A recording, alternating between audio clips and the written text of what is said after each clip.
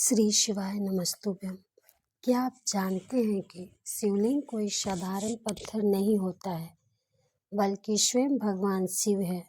वही शिव जो सृष्टि की उत्पत्ति है, संचालन है और संहार भी है। शिवलिंग वह अदृश्य शक्ति का प्रतीक है जिसका ना कोई जन्म है ना कोई अंत। जब कोई मनुष्य श्रद्धा से शिवलिंग के सामने सिर झुकाता है तो वह केवल झुकता नहीं है, वह अपने सारे पाप, दुख और अभिमान शिव के चरणों में समर्पित कर देता है। लेकिन क्या आपने कभी सोचा है, जो मनुष्य शिवलिंग पर माथा टेकते हैं उनके साथ वास्तव में क्या होता है? क्या केवल मन की शांति मिलती है या कोई ऐसी अदृश्य कृपा जो उनके जीवन की दिशा बदल देती है? आज मैं आपको एक ऐसी सत्य कथा सुनाने जा रही हूँ जो ना केवल इस सवाल का जवाब देगी, बल्कि आपको यह एहसास भी कराएगी कि शिव के सामने झुकने वाला कभी जीवन से नहीं झुकता। यह कहानी है एक साधारण भक्त की, जिसके जीवन में शिव ने स्वयं दर्शन दिए और बताया कि शिवलिंग पर माथा टेकने का असली अर्थ क्या है। नमस्कार दोस्तों, एक बार फिर से स्वागत है आप सभी शिव भक्तों का हमारे YouTube channel Anamika kitchen and Indian life culture में, जहां आप सभी को भगवान शिव से जुड़ी और हमारे कल्चर से जुड़ी अद्भुत कथाएं, अद्भुत जानकारियां और उनके गहन विचारों से भरे हुए प्रेरणादायक संदेश हम आपको सुनाते हैं। अगर आप भी शिव के सच्चे भक्त हैं तो कमेंट में हर हर महादेव ज़रूर लिखें और साथ ही साथ वीडियो को लाइक करें और हमारे चैनल को ज़रूर सब्सक्राइब करें, ताकि भोलेनाथ के ऐसे ही दिव्य संदेश आप तक निरंतर पहुंचते रहें। आज की कथा शुरू करने से पहले आप सभी शिव भक्तों से एक विनम्र प्रार्थना है, कृपया इस कथा को अंत तक जरूर सुनें, क्योंकि अधूरा ज्ञान विष के समान होता है। तो चलिए भोलेनाथ को याद करते हुए शुभारंभ करते हैं। श्री शिवाय नमस्तुभ्यम। कथा शुरू होती है एक छोटे से गांव से। नाम था उस गांव का कैलाशपुर। पहाड़ों के गोद में बसा यह गांव मानो स्वयं शिव का आशीर्वाद लिए हुए था।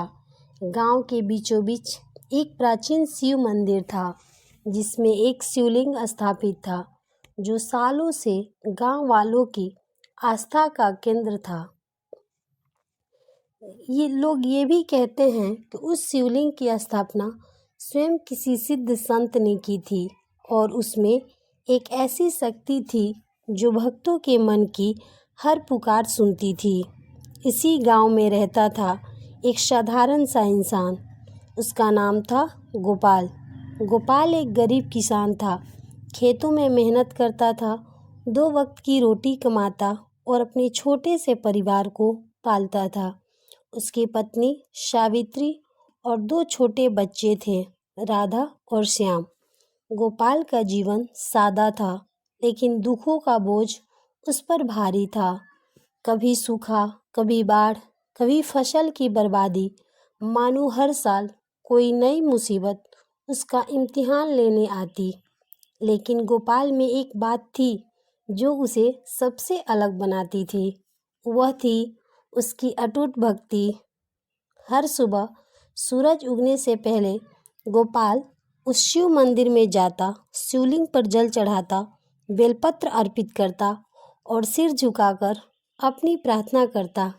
वह कोई लंबी चौड़ी पूजा नहीं करता था, बस इतना कहता, हे महादेव, मुझे कुछ नहीं चाहिए, बस इतनी शक्ति देना कि मैं अपने परिवार का पेट भर सकूं और तुम्हारे सामने सिर झुकाने का हक बरकरार रख सकूं।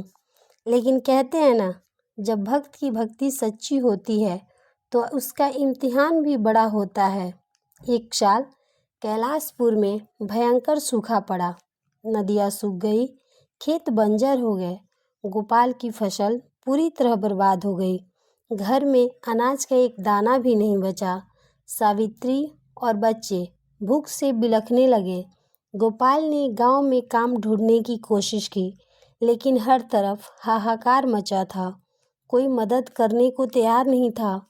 एक रात जब बच्चे भूख से रोते रोते सो गए, सावित्री ने गोपाल से कहा, तुम हर दिन मंदिर जाते हो, हर दिन शिवलिंग पर जल चढ़ाते हो, फिर भी हमारा यह हाल क्यों है? ऐसा क्यों है? क्या तुम्हारे महादेव हमारी पुकार नहीं सुनते? गोपाल की आंखें नम हो गई।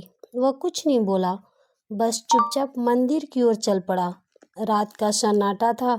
आसमान में चांद की किरणें शिवलिंग पर पड़ रही थी।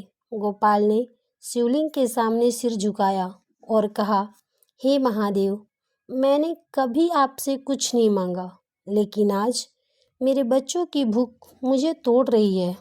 अगर तुम मेरी पुकार नहीं सुनोगे तो मैं किसके सामने हाथ फैलाऊं? उस रात गोपाल मंदिर में ही सो गया, शिवलिंग के सामने अपनी पीड़ा को अर्पित करके। उसी रात गोपाल को एक सपना आया।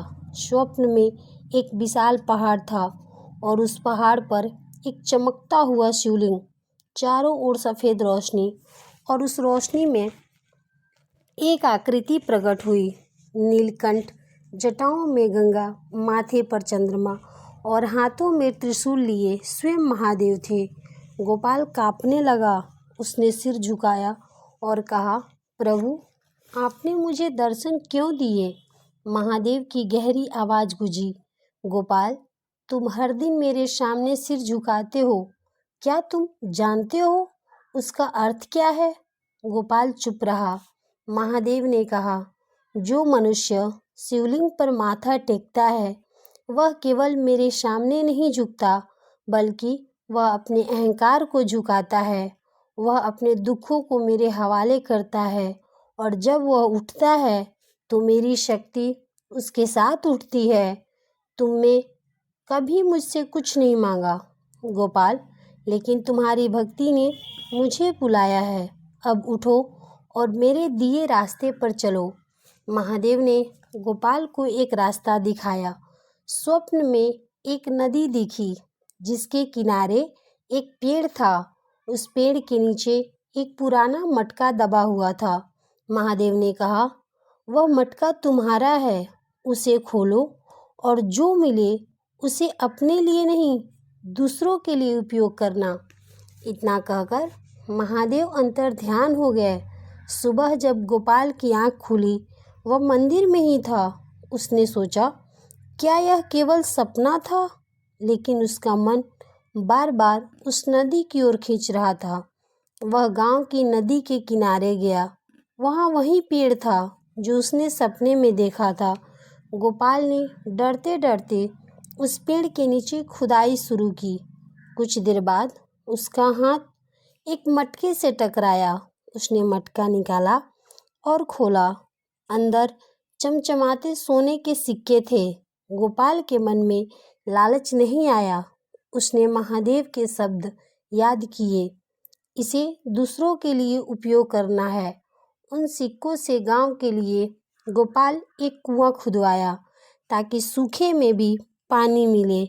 उसने गरीबों के लिए अनाज बांटा, बच्चों के लिए एक छोटा सा स्कूल बनवाया, और सबसे ज़रूरी, उसने मंदिर को और सुंदर बनवाया, ताकि हर वक्त शिवलिंग के सामने सिर झुका सके। गोपाल का जीवन बदल गया। उसके खेत में फिर से लहलहाने लगे। उसके बच्चे पढ़ने लगे। सावित्री का चेहरा फिर से मुस्कुराने लगा। लेकिन गोपाल ने कभी किसी को नहीं बताया कि वह मटका उसे कहाँ से मिला। वह हर दिन मंदिर जाता और शिवलिंग पर माथा टेक कर कहता, हे महादेव, तुमने मुझे नहीं, मेरे गांव को बचाया है। समय बीतता गया। गोपाल अब बूढ़ा हो चुका था। एक दिन जब वह मंदिर में बैठा था, एक यात्री वहां आया। उसने गोपाल से पूछा, बाबा, मैंने सुना है कि इस मंदिर के शिवलिंग में बड़ी शक्ति है, लेकिन यह शक्ति क्या है जो यहाँ माथा टेकता है उसके साथ क्या होता है। गोपाल मुस्कुराया।